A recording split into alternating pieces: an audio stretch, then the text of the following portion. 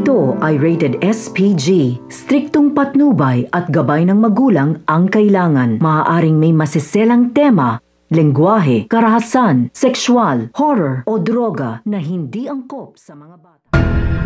Alala nga itong si Divina nang hindi pa makauwi nga itong si Rocky Boy sa kanilang bahay. At dito ngay maya-maya ay dumating na rin si Rocky Boy na duguan at maraming ang pasa sa buong katawan.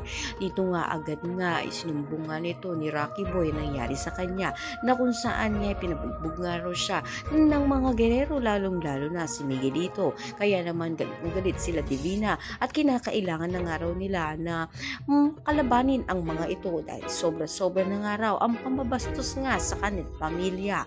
Sa kabilang banda naman nga ay magsisilabasan na nga ang lahat ng mga kasakiman at mga ginawa nga ng mga gerero sa mga tao dahil na nga rin sa marami ang nasawi dahil sa mga nalason sa mga binibigay nga nitong mga donasyon ng mga canned goods.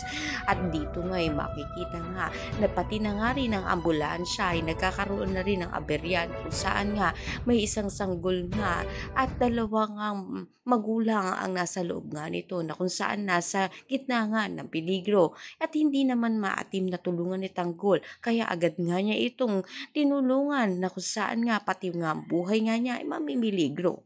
Kaya naman pakatutukan nga natin dito kung ito nga bang si Tanggol ay maililigtas ng tagumpay itong sanggol na nasa loob nga na ambulansya. Ang lahat na yan naman natin. Maraming salamat sa inyo.